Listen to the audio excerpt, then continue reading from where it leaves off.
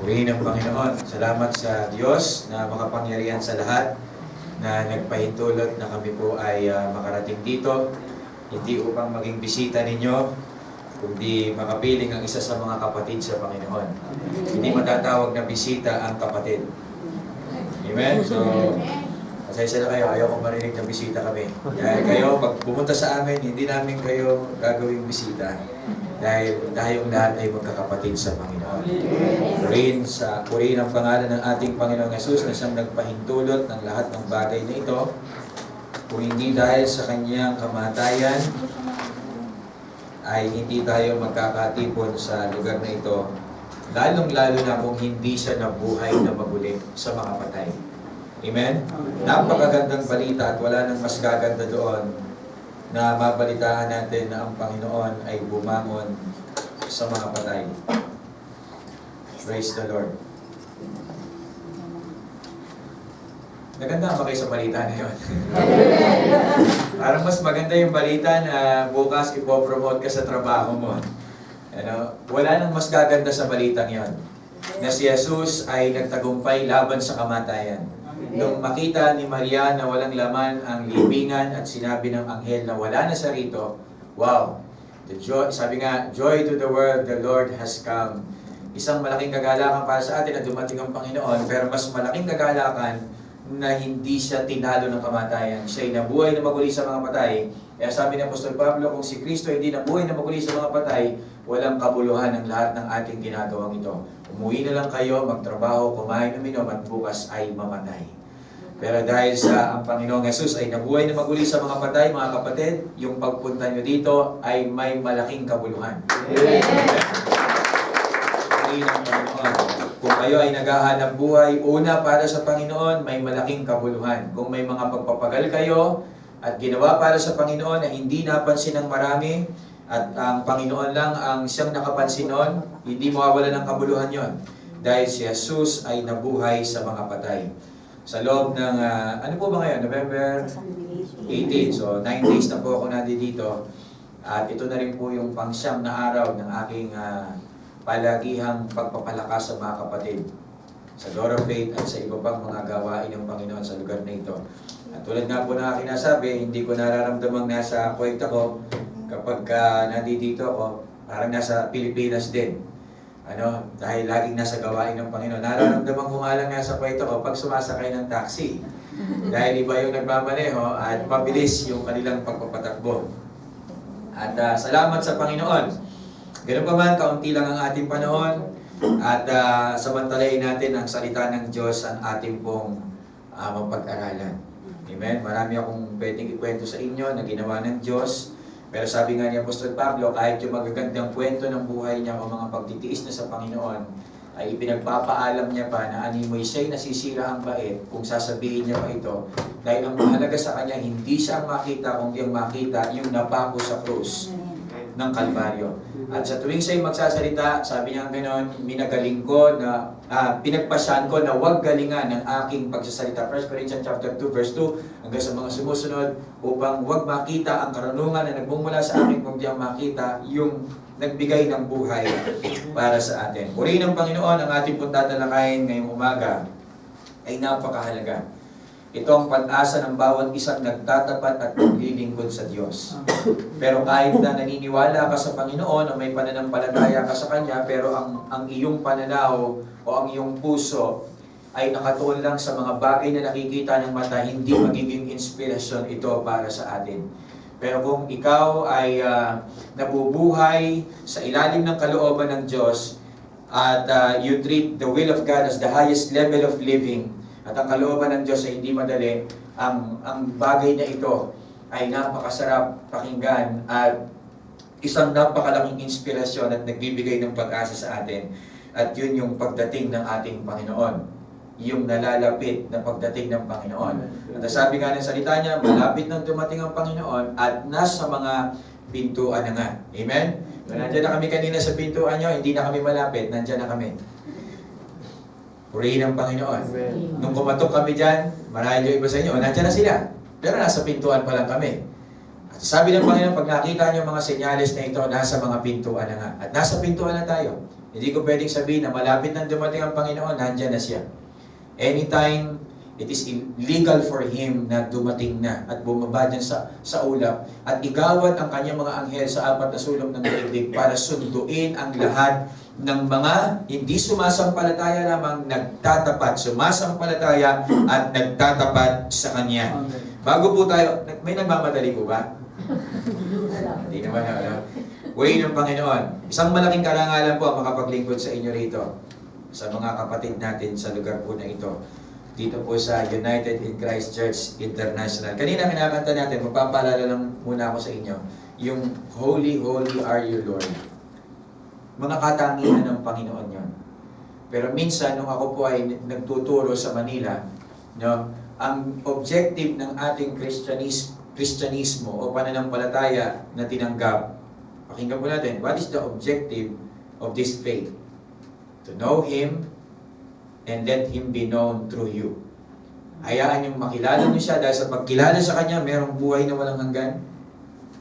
Dahil sa pagkilala sa Kanya, makakaranas kayo ng true freedom. At hayaan niyo rin na makilala siya sa pamamagitan niyo. At kung kikilalanin natin siya at kikilalanin natin ang Kanyang mga katangian, hindi nagtatapos doon. Kailangan ng kasunod doon, makita mo yung kabaliktaran mo sa Kanyang katangian. Kung siya ay banal, ikaw ay makasalanan. Kung siya ay banal, walang anumang mabuting magmumula sa atin. At pagkatapos mong makita ang kabaliktaran mo doon sa Kanyang katangian, kinakailangang makita mo yung responsibilidad mo doon sa Kanyang katangian. Siya ay banal, ako'y makasalanan, pero dahil sa aking pananampalataya kay Kristo Jesus, inari din akong banal dahil sa Kanyang biyaya. And then, I have a responsibility sa Kanyang kabanalan. Kung siya'y banal, kailangan ako'y magpakabanal. Hindi tayo tinawag ng Panginoon sa New Covenant to sing the praises of Him. We are called to show forth the praises of Him. Sabi ng 1 Peter 2:9, hindi sinabi doon na sing forth the praises of Him. Sa New Covenant, ang utos sa atin ay ipakita natin ang kapurihan ng Panginoon. Kung ang Diyos ay banal, we are not called just to sing it, but ipakita natin sa trabaho, ipakita natin sa katrabaho natin, ipakita natin sa kamag-anak natin, ipakita natin sa mga kapatid sa Panginoon, if God is holy, be ye holy. At hayaan natin na makilala ang Panginoon sa pamamagitan natin. Amen?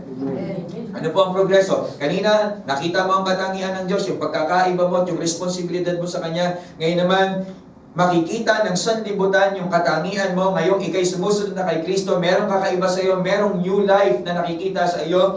At pagkatapos na makita ng mundong ito, yung katangian mo, kailangan makita din nila yung pagkakaiba nila sa iyo. Hindi yung pag nakita ka nila, sinabi mo, Christian ka, I'm a follower of Christ. Pero pag tumatabi sila sa iyo, nakikita nila parang wala namang difference. Parehas lang tayo. Parehas lang kami magsalita.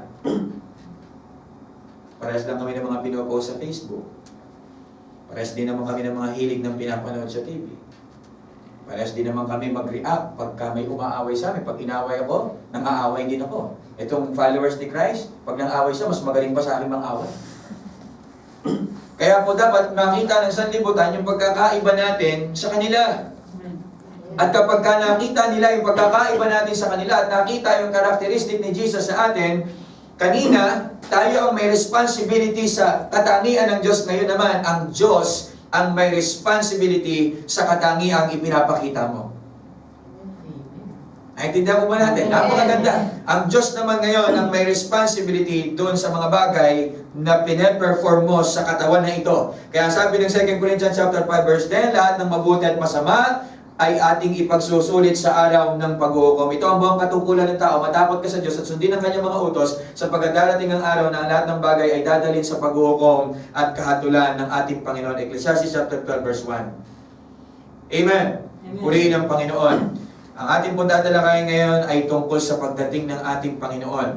Tulad ng aking nabanggit doon sa anniversary natin sa Door of Faith, sa Mangap, no? Ang Bibliang ito, pagka binabasa mo, punong-puno ito ng paalala tungkol sa pagdating ng Panginoon. Amen? Meron pong 1,845 talata na nagsasabi tungkol sa pagdating ng ating Panginoon. Meron 17 kapitulo sa Lumang Tipan ang tumatalakay tungkol sa nalalapit na pagdating ng Panginoon.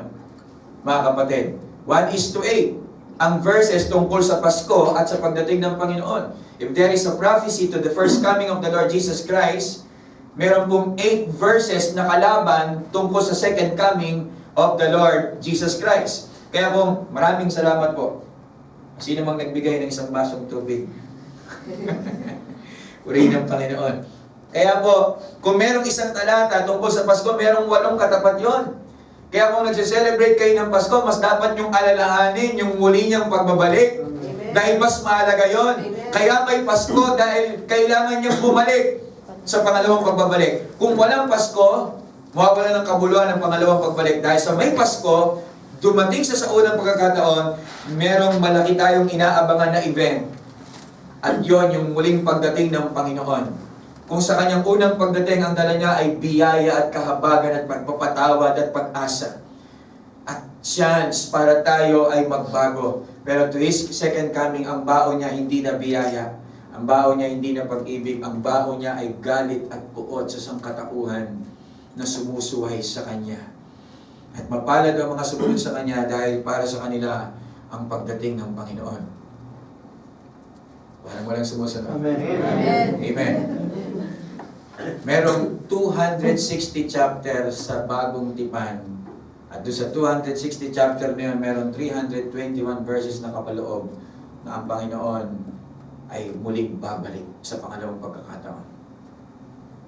21 times na sabi ni Jesus sa kanyang mga salita na muli siyang babalik. 1 in every 30 verses sa New Testament is about the second coming of the Lord Jesus Christ. The second dominant teaching in the Bible, first is salvation, and second is the second coming of the Lord Jesus Christ.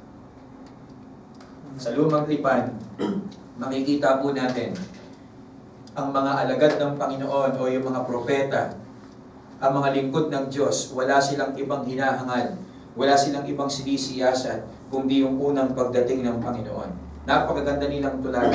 Ang inaabangan nila sa Old Testament, yung first coming. Ang inaabangan natin sa New Covenant, yung second coming. Si Isaiah, handa siyang magpalagari ng pahati. Sang alang-alang sa pagsisiyasat ng Mesyas na darating. Tayo, pangiti-ngiti lang at walang ginagawa habang naghihintay sa kanyang muling pagbabalik. May ginagawa si Jesus ngayon sa langit. Marapat na yung kanyang mga susunduin ay meron din ginagawa. Amen. Anong ginagawa ng Panginoon ngayon? Pinaghahanda niya tayo ng tahanan. At pag natapos ko nang gawin yon, babalik na ako. Isipin nyo, habang gumagawa siya doon, ikaw wala kang ginagawa. Pati ko, ati-kwatro ka lang. Pakuya-kuya-kuy lang. Sige, gumawa ka lang dyan. Total, para sa akin naman yan eh. Hindi po ganon. Sasabihin ng Panginoon sa atin, itong pinaghahanda ko at ginagawa ko ay para lang sa mga gumagawa rin para sa aking pangalan diyan sa lupa. Nandun po yung 1 Peter 1:10. Sabi po ni Peter tungkol sa pagkaligtas na ito, nagsikap, nagsiyasat ng mga propeta. Tungkol sa first coming, nag-search sila, nagsuri sila sa mga kasulatan, nagsimhula tungkol sa biyayang dadating sa inyo. Colossians chapter 1 verse 26, maging sa iwaga na inilihim sa lahat ng panahon at lahi, datapot ngayon ipinahayag sa kanyang mga banal. Purihin ng Panginoon sapagkat katotohanan na sinasabi ko sa inyo, Matthew 13:17, na hinangad na makita ng maraming propeta ang taong matuwid na inyong nakikita at hindi nila nakita at narinig ang inyong naririnig at hindi nila narinig. At isang malaking halimbawa na gusto kong pong kuhain na lingkod ng Panginoon. Dahil kung meron man tayong tutularan, mga kapatid, sa oras na ito ay mga lingkod ng Diyos. We are surrounded of a great clouds of witnesses na nagtagumpay sa pananampalataya.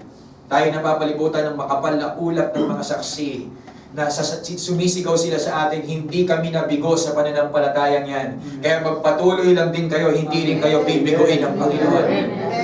Amen? Kaya po, ang sabi po ng salita ng Panginoon sa Mark chapter 1 verse 2, gusto ko pong basahin yung ating teksto ayon sa pagkasulat kay Isaiah ng propeta. Narito, sinusugo ko ang aking sugo sa unahan ng iyong muka na maghahanda ng iyong daan. Ang tinig na isang sumisigaw sa ilang ihanda niyo ang daanan ng Panginoon. Tuwirin niyo ang kanyang mga landas. Ang gusto ko pong kuha yung ehemplo ngayon na maganda, mahusay na paghihintay sa unang pagdating ng Panginoon, habang tayo naman ay naghihintay sa pangalawang pagbabalik ng Panginoon. Kung ano ang kanyang mga ginawa ay siya rin nating pwedeng tularan para tayo po ay makapagtagumpay. At walang iba kundi si John the Baptist. Amen?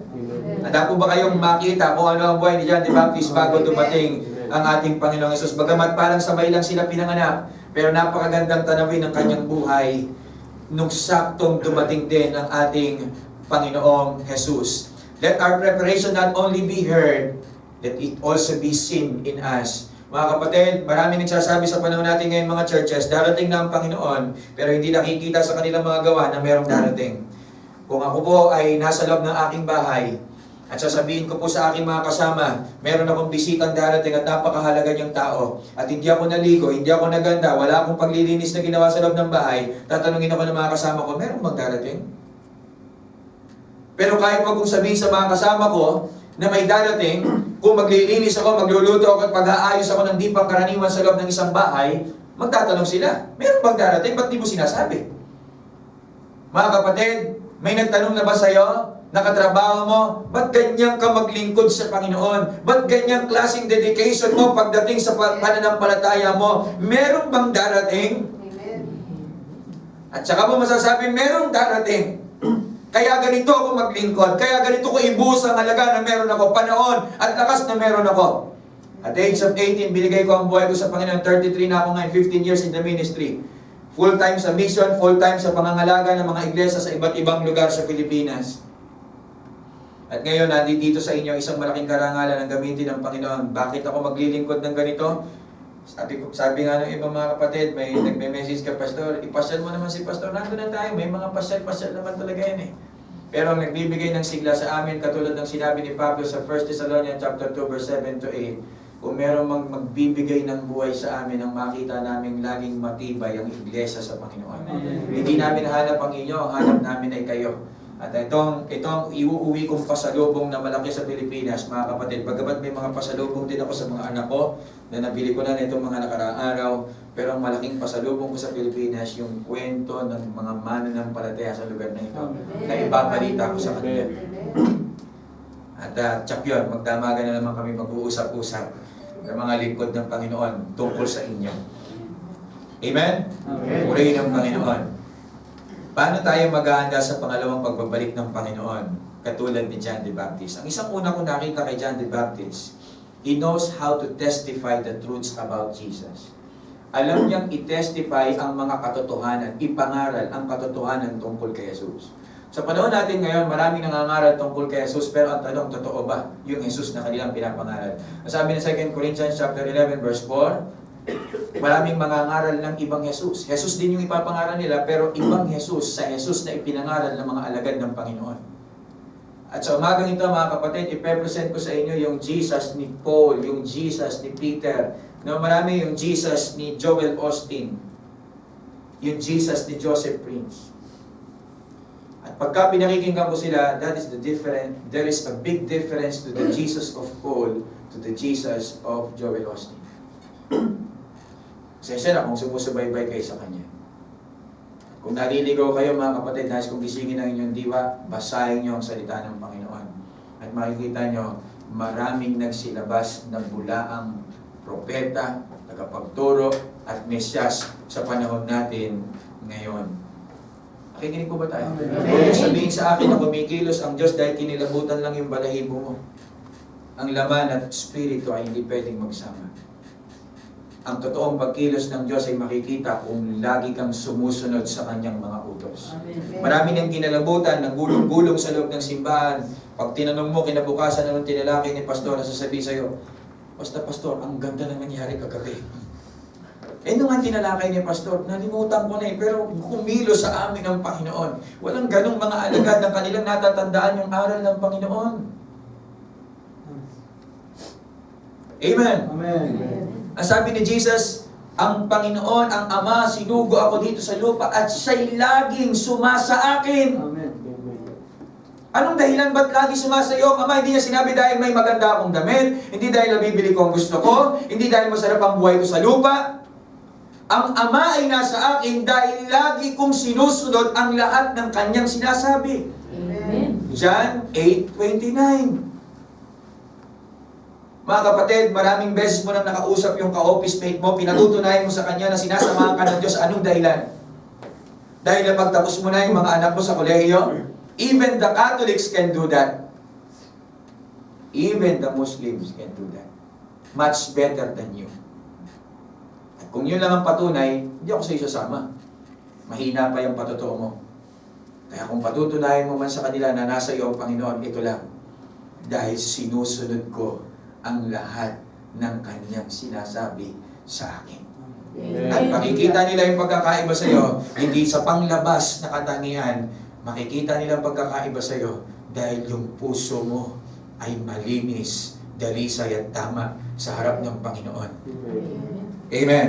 Anong sabi ni John? Marunong siyang ipahayag ang mga katotohanan kay Jesus. Maraming Christian ngayon naghihintay tungkol sa pagdating ng Panginoon. Naghihintay sila sa pagdating ng Panginoon ni hindi nila alam i-share yung gospel. Maraming naghihintay sa pagdating ng Panginoon pero wala man lang naakay kahit kalahating katawan sa Panginoon. No? Kalahating katawan lang, iingat kita. Meron ka na bang naakay sa Panginoon? Hindi lang basta naakay, naging disciple ni Jesus kasi hindi tayo tinawag para umakay lang ng dadalo. Tinawag tayo ni Jesus para mag-disciple. So hindi usapin dito yung dami. Ang usapin dito yung naakay ba natin, naging kamukha ni Kristo? At itong naging kamukha ni Kristo, nakaakay din ba ng mga magiging katulad ng ating Panginoong Jesucristo? Kaya yung mga disciple po natin sa Manila, natutuwa ako sa kanila pag nakapagbubukas sila ng mga Bible studies. Marami sa atin natutuwa na tayo every Sunday, may dumadalo rito. Ang aking po kagalakan, makita ko yung mga kapatid na sila mismo ay nagagamit din para sa gawain ng Panginoon. Hindi dahilan yung pagiging busy, hindi dahilan dito yung ito ang kultura namin dito, ito ang kultura namin doon. Sama-sama tayong magpasakop sa kultura ni Jesus. Amen. Amen. We're not under the kingdom of the Philippines and under the kingdom of Kuwait. We are under the kingdom of Jesus Christ. Amen. And the kingdom of Jesus Christ, meron lang ini-implementang isang culture. At yung kultura ng Panginoong Jesus ay nakasulat sa kanyang mga salita. At nung si John the Baptist ay naghihintay sa pagdating ng Panginoon, lagi siyang sumisigaw sa ilang. At ang kanyang sinisigaw, "This is the Lamb who was slain. Behold!" Sabi niya ganon. Nang kinabukasan ay nakita ni Jesus ang lumalapit sa kanya at sinabi narito, "Nandito ang kordero ng Diyos. Behold, this is the Lamb of God that will take the sin of the world." Ganun lang kaisi yung preaching niya. Mahaba na yung nasabi ko ngayon. Kinabukasan, magpipreach na naman siya. Hindi niya sinabing, part 2 na tayo. Series tayo ngayon sa tinatalakay natin. Hindi. Paggising niya ulit sa umaga, pupunta ulit siya sa ilangin na naman ang sinisigaw niya, "Behold! This is the Lamb of God." Ito ang kordero ng Diyos na mag-aalis ng kasalanan ng sanlibutan ito. Napakasimpleng mensahe pero puno ng katotohanan. Walang masyadong ilustrasyon. Hindi natutuwa ang mga tagapakinig, pero maliligtas ang kanilang mga kaluluwa. Amen. Aanuin ko ang maraming patawa sa sermon, dadali naman ako sa impyerno. Mas mabuti na yung ganong mensahe na nagsasabi na narito ang kordero ng Diyos, which is the Lord Jesus Christ, the Son of the living God. In Him, all things are created. Through Him, all things consist. And by Him, all things are created. Sa pamamagitan niya, dahil sa Kanya at para sa Kanya nilikha lahat ng bagay, Amen. tayong lahat ay para sa Kanya. Amen? Ang ating lingkod na ito na tinitignan ay walang ginawang himala kahit isa. Pero sa pamamagitan niya, marami ang sumusunod. Maraming lingkod ng Diyos, maaaring pinagkalooban sila ng paggawa ng himala. Pero hindi nagsisisi ng kasalanan. Papaliwanag ko sa inyo, nalilin lang ang marami sa atin at marami ang nagsipagod sa Kanya. John 10:41, at kanilang sinabi, katotohanan, si Juan ay hindi gumawa ng himala.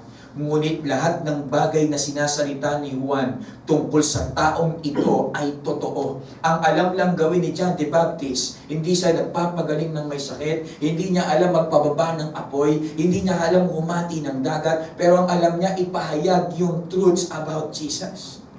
So hindi kailangan na mag-perform ka ng himala. Sino sa inyo mahanga ang dagat na hahati? Di ba na-amaze kayo doon? Ako hindi ako mahanga doon. Basta ginawa ng Panginoon yun. Ginawa ng Diyos ang dagat. Kung hatiin man niya yan, wala nang kamangha-mangha pa doon.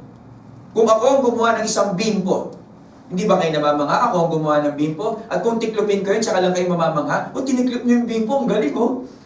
Nung likhain pa lang niya ang dagat, kamangha-mangha na siya. Amen. Mga kapatid, sasabihin ko sa inyo ang katotohanan ngayon, bakit gumawa si Jesus ng maraming kababalagan ng panahon ng mga Hudyo? Dahil yun ang hinihingi nila. Mga kapatid, at marami, tingnan niyo po, hindi siya gumagawa ng himala, ang trabaho niya lang is to profess, to preach Jesus sa ilalim ng katotohanan, at anong naging resulta? At marami ang nagsisampalataya sa kanya roon. Marami siyang nadala sa paanan ng Panginoong Hesus kahit na wala namang nakikitang himala sa paligid niya. Kaya nung nakulong si John the Baptist, meron akong isang pastor na narinig, sabi niya gano'n, nung nakulong si John the Baptist sa Matthew chapter 11, nag-doubt siya, kaya sabi niya gano'n, nagpatanong siya sa kanyang mga alagad, sino nakakaalala nun? Sinugo niya yung kanyang mga tagasunod, pumunta nga kayo doon kay Jesus, sabihin niyo nga kung talagang yan ang Kristo. Ang sabi ng pastor, kaya daw pinapunta ni John the Baptist yung mga alagad na yun sa ating Panginoong Hesus dahil nagdududa na si John the Baptist dahil nakakulong siya. Hindi po, mga kapatid. Kung hirap lang, kulungan, ikukulong niyo si John the Baptist, sanay na siya sa hirap, laki siya sa ilang. Mas masarap ang pagkain sa kulungan ng Romano kaysa pagkain sa ilang. Ang pagkain ay balang at pulot. Kaya kung hirap lang, hindi mo mapagre-reklamo yon. Anong dahilan ba't pinapunta ni John the Baptist? Halimbawa, may mga, ako po yung nakakulong, magpapapunta po ako kay Jesus, punta nga kayo doon, pakitanong kung yan ang Kristo. Bakit po nagtanong ng gano'n si John the Baptist? Sa madaling salita po, pumunta itong mga alagad na ito at tinanong nila, pinapatanong ng aming amo na nandun siya, nakakulong ngayon, ikaw ba talaga ang Kristo? Sabi po ni Jesus, lumalakad ang lumbo, nakakakita ang bulan, nakakarinig ang bingi. Mapalad ang di natitisod sa akin. Hanggang niyo mabuti ha? Mapalad ang di natitisod sa akin.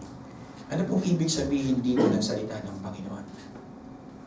Mga kapatid, kaya pinatanong ni John the Baptist kung talagang yun ang Kristo, pinatiyak niya, kasi hindi yun ang ine-expect niya na Messiah. Ang ine-expect niya na Messiah will not perform a lot of miracles. Ang ine-expect niya na Messiah will shout repentance.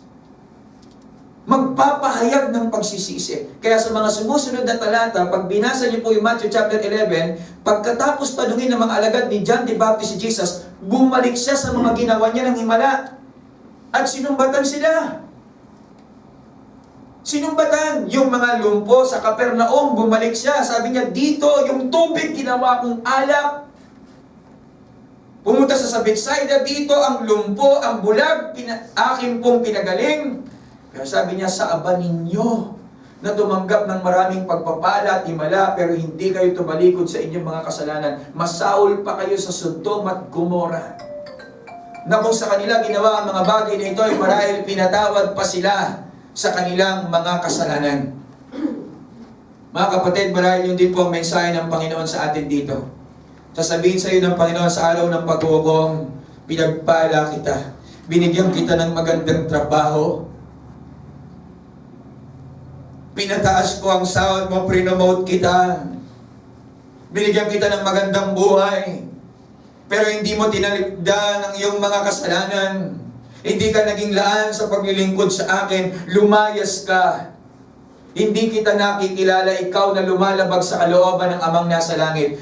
Babangon ng Ninibe. Sino yung Ninibe? Yung pinangaralan ni Jonas. At pagbangon nila, sasabihin ni Jesus, sila walang himalang nakita pero nagsisi.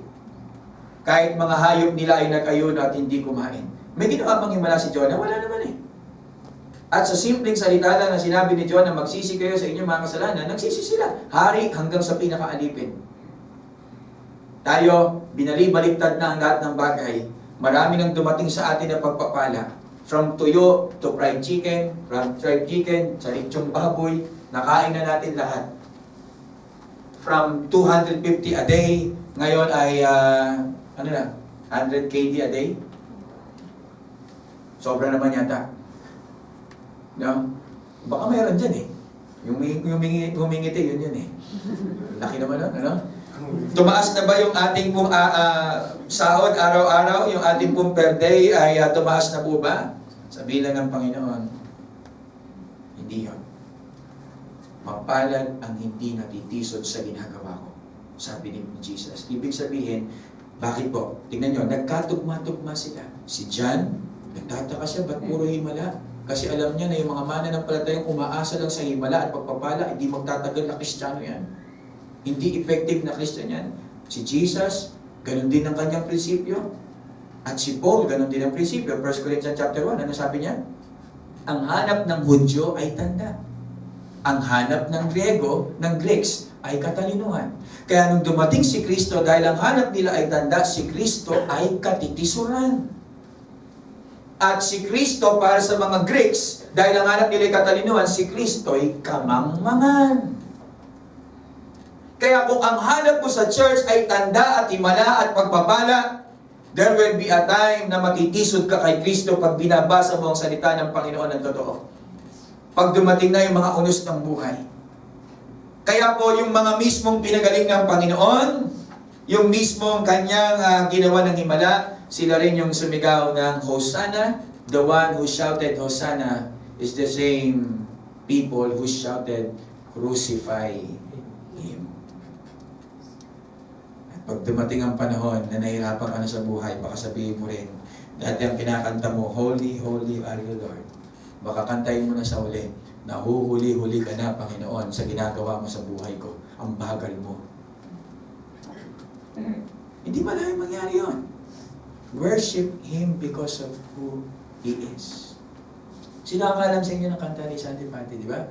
Lord, I worship You because of who You are. Not just for all the mighty things that You have done. Hindi dahil sa gumawa ka ng kababalagan, Lord, I worship You because of who You are. Not just the reason that I need. Diba? Sabi niya gano'n, hindi dahil sa nakuha ko yung gusto ko, nakakita ko ng kababalagan, ba't ako maniniwala ikaw, Diyos? Karapat dapat ka. At kahit si John the Baptist po, dito po kayo, sa ilang kain niya pulot at balang. Pero hindi siya nag-pray, Lord, kung talagang makapangyarihan ka, palitan mo naman tong pulot ng camel. Tapos biglang naging wala ang Panginoon, lumaki yung pulot na naging wow, puri ng Panginoon, lumaki pagkain ko. Hindi, sapat na siya doon. Ang kanyang damit ay tampalan ng kamelyo. Nakontento siya kung anong meron siya. Kung ano yung kanyang kalalagayan sa lugar na yun, nakontento siya. Why? Dahil ang kayamanan niya ay si Jesus. Hindi paraan si Jesus para sa gusto mong mangyari. Si Jesus, gagamitin ka niya para sa gustong mangyari ni Jesus para sa iyo. Amen. Ang Kristyanismo, hindi yung makuha mo ang gusto mo. Christianity ay makuha ng Diyos ang gusto niya sa iyo. Magbilangan ng pagpapala sa loob ng churches. Kung magpapatotoo kayo, mas blines ako ng Lord, mas blines ka ng Lord, mas blines ako ng Lord. Bakit? Hindi dahil nakukuha ko ang gusto ko sa Kanya. Mas blines ako ng Lord sa inyong lahat. Bakit? Dahil nakukuha ng Panginoon ang lahat ng gusto niya sa akin, na kung minsan dumarating sa tagpo na sinusuko ko yung gusto ko para makuha niya lang yung gusto niya sa akin. Amen. At hindi lang minsan, palagi. Uulitin ko?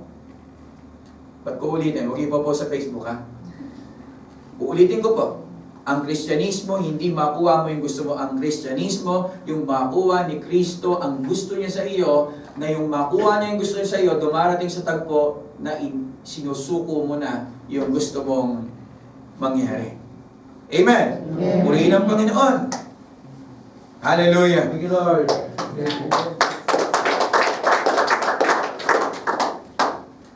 At sumunod po na nakita ko kay John the Baptist, ang kagalakan niya ay mga kaluluwa para sa ating Panginoong Yesus.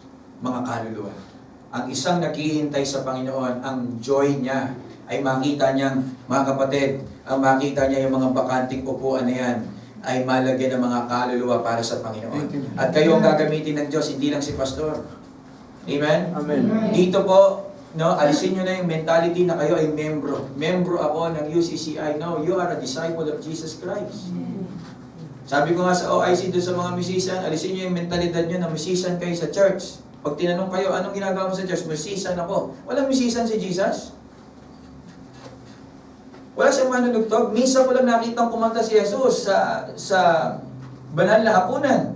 Kumanta sila ng himno, wala pang tumugtog. At pag nagagawain si Jesus, wala nang magandang umaga.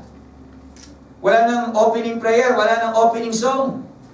Diretso agad sa lahi ng mga ulupong, mga ipokrito kayo. Kaya kung si Jesus magpapastor ngayon, hindi tayo ha-attend doon.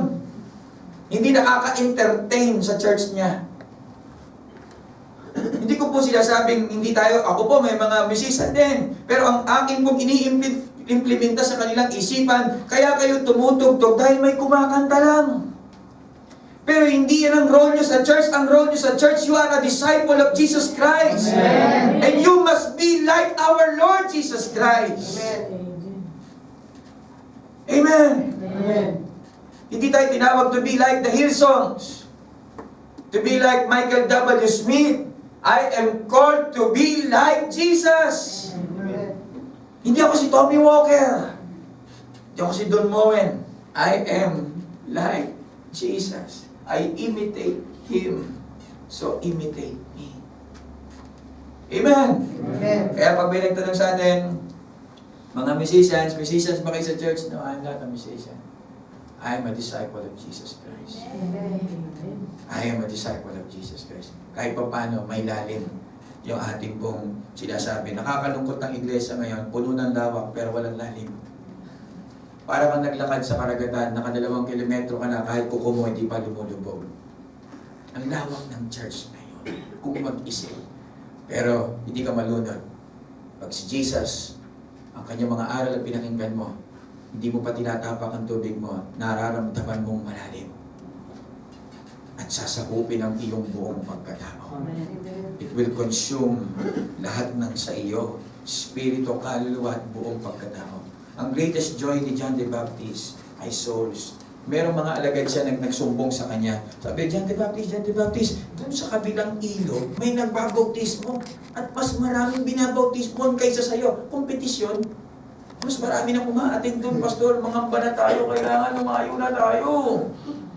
Kailangan gumawa tayo ng mga activities, concert, at ano-ano pa mga programa para makaakay tayo. Ano sabi ni John the Baptist? Isang kagalakan para sa isang lalaking kaibigan na yung kanyang lalaking kaibigan na ikakasal ay makuha niya yung babae na gusto niya. Meron ba diyang kaibigan, naranasan niyo na ba yan? Na ikakasal yung kaibigan niyo, tapos nagsiselos ka dahil gusto mo yung mapapangasawa niya? Meron ba ganun dyan? Walang ganun. Ang katuwaan ni John the Baptist ay yung mga kaluluwa na lumalapit kay Jesus. Amen. At ang katuwaan ng isang Kristiyano, mga kapatid, ay mga souls. Amen? Ang inspirasyon mo pag nagtatrabaho ka, hindi yung anak mo na nasa Pilipinas. Ang inspirasyon mo sa trabaho mo, makatulong ako sa gawain ng Panginoon at ang Panginoon ang bahala sa pamilya ko. Amen. Hindi naman natin maaalis yun eh. May padala talaga sa pamilya. Sa dami ng padalaan ngayon, lalo na sa Pilipinas, pag lumingon ka, Emlulier, Palawan, Cebuana. Ano pa? Ang dami ng padalaan ngayon, pag lumingon ka rito, may LBC. Pati LBC, tumatanggap na rin ngayon. Alam niyo na ba yan? BPI. Mga bangko, tumatanggap ng padala. Walang problema dyan. Purihin ang Panginoon. Pero ang church, isa lang ang access. Pumasok ka sa church at diretsay mo si Pastor, katuwang mo ako. Hindi ako pala tanong sa'yo. Hindi ako, pag ikaw may plano ka para sa church natin, hindi ko trabaho magreklamo, ang trabaho ko tumulong, maging kaagapay. At kapag meron ako nakikitang mali sa plano mo, hindi ako sasabat-sabat at parang ang haba ng uso ko pag nagbi-meeting tayo. Kundi magpe-pray ako sa Lord na tulungan ka ng Panginoon na matagpuan yung tama. Amen. Pag nagkamali si Pastor, hindi kami aalis. Pag nagkamali si Pastor, we are like a family. Hindi kami kumpanya na pagka nagkamali si boss, nagwewelga na kami sa labas. Family kami na kapag nagkamali si tatay, hinihimas namin sa likod at pinapalakas ang kanyang loob. Tatay, nandito kami mga anak mo, so supportahan ka namin. Liban na lang kung ipaglalaban ni tatay yung kanyang babae. Sasabihin ng mga anak, tay, hindi na kita pwedeng samahan yan. Gusto mo talaga yung babae mo eh. Ganun din sa pastor, liban na lang na yung pastor ang pinaglalaban niya ay mali. At marami na po akong nasubukan sa dami ng magagawat pastor na hinawakan natin sa biyaya ng atubag ng Panginoon. Maraming karanasan na within 15 years. Lalo na pag active ka sa mission, makikita mo iba't ibang sitwasyon ng mga simbahan. Minsan may nag-preach sa pulpito. Nandun po ako sa likuran. Ito po'y kapulungan ng maraming mga pastor. Preach niya, sabi niya gano'n, sa purihin ng Panginoon. Dati po, buhangin ang aming simbahan. Ngayon po, tiles na. Ang gaganda ng tiles namin. Yung aming pong bintana, dati kahoy lang yan, ngayon sliding window na. Talaga namang pinagpala kami ng Panginoon. Buti na lang, tinawag ako pagkatapos mag-preach. Yun po, daang mga tao yun, mga pastor. At sabi ko po doon, hallelujah, hindi yun ang dagdag pagpapala. Hindi dumadalo yung kalwalatian ni Kristo sa tiles at sa sliding window at sa isang malamig na simbahan. Nagpapahingalay ang Espiritu Santo sa mga nakikibahagi sa pagtitiis ng ating Panginoong Jesucristo. Hindi masama yan, pero hindi yan ang dapat mong pagmalaki. Bakit? Nagmi-mission ako. Yung nagsalita, wala man lang iniikot yun o dinadalaw. Ako, nag-mission ako sa mga bundok. Nakikita ko mga katayuan ng mga pastor na kahit mag-donate kayo ng aircon, hindi nila tatanggapin. Pastor, pwede ba mag-donate doon sa pastor na sinasabi mong nakadistino sa bundok ng mga aircon? Kasi may mga aircon po kami dito, hindi nila kailangan doon yan dahil wala silang kuryente. Pastor, samahan na natin ng generator, ang layo, ang hirap buhatin yan. Alam niyo, pinakamaganda na maibigay natin, sabi ko sa kanila, magbibigay po kami sa inyo ng upuan. Pastor, di namin kailangan, layo dito. O nga naman, 8 oras ka maglalakad. Pagkanon-ganon. O dito, minsan isang 1KD lang, galing ka sa bahay mo, papunta rito sa church, nagre-reklamo pa tayo, 1KD na naman. Ano? Katumbas din na marami na ako makakain doon. Kaya po, purihin ang Panginoon, yung po ang pangalawang dahilan na nakikita ko kung bakit po si John the Baptist ay kailangan natin sundan. Sumunod po, na nakita ko kay John the Baptist, nakita niya na pinanganak siya na hindi basta mabuhay lang sa mundo. Sinabi niya sa kanyang sarili, I am born for a purpose. Pinanganak ako na may layunin. At hindi po purpose para sa sarili mo, kundi purpose ng Panginoon. Minsan, kiniklaim natin yung Jeremiah. What is your favorite verse? Jeremiah 29:11. Wow. Parehas din ni Chris Aquino. For I know the plans I have for you. Plans to prosper you. My prosperity is Jesus. Plans to give you hope. What is my hope? Jesus. Plans to give you future. What is my future? Jesus. It's all about Him. One book, not 3 story. One book, it tells one story. From Genesis to Revelation, it's all about Him. It's not about you. It's about Him. Pastor, napaka-selfish naman. Para lang sa Kanya lahat. Dahil kung para sa Kanya lahat, mas lalong na-assure yung pagtatagumpay ng Kanyang mga anak. Dahil walang ibang makapagbibigay ng tagumpay kundi si Kristo na.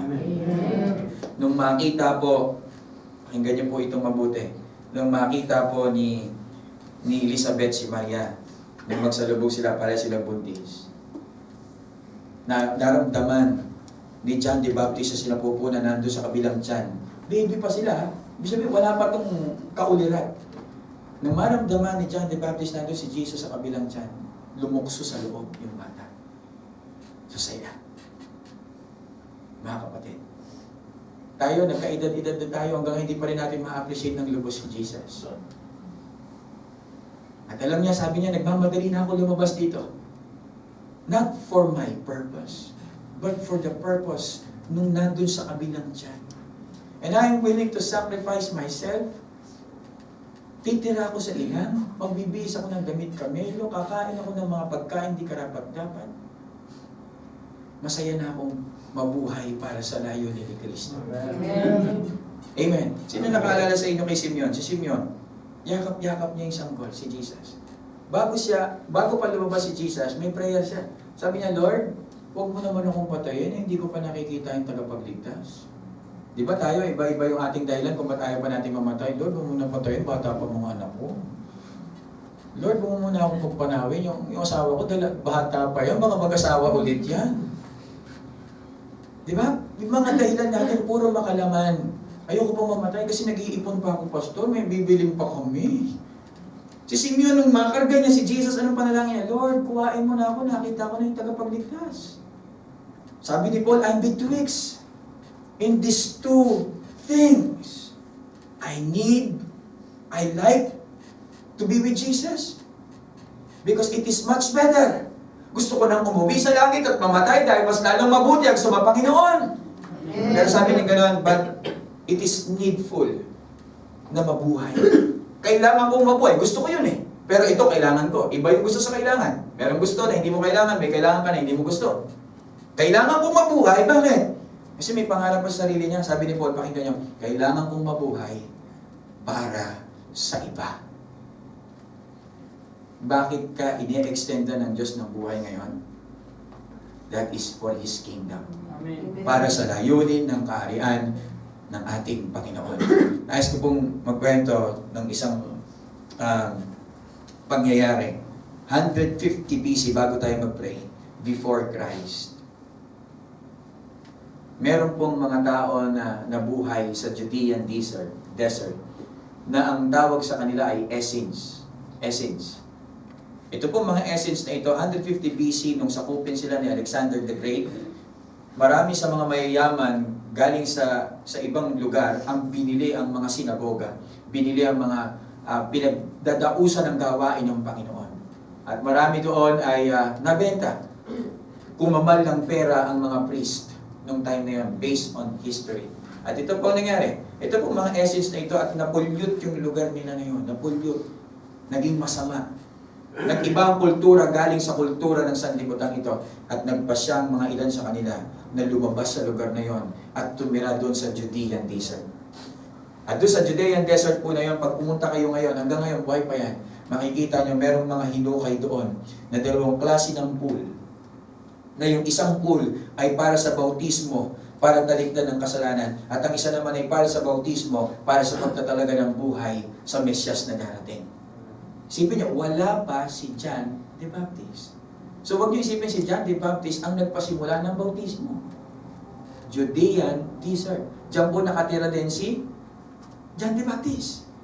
At doon po sa Judean desert na yon, doon sa malayong lugar, may nahukay po ng mga ilang artifacts doon po. Makinig po tayo mabuti. Mga bahay na tinitirhan ng mga Essenes na ito, at meron mga pinaglutuan doon, at merong mga ilang kagamitan doon na yung dala, ibig sabihin dala nila, yung pamilya nila sa lugar na yon. At ang init po doon ay doble sa init na nararanasan nyo dito, 120. They are willing na i-separate yung sarili doon sa syudad at magtiis sa gitna ng ilang para bantayan yung pagdating ng Panginoon. At ang kanilang tema palagi doon sa Judean desert, yung mga Essenes, alam nyo kung anong favorite verse nila? Prepare ye. Sa book of Isaiah, prepare ye the way of the Lord. At alam nyo, netong nakaraan lang, doon nakita yung Dead Sea Scrolls. At sila ang sumulat nun.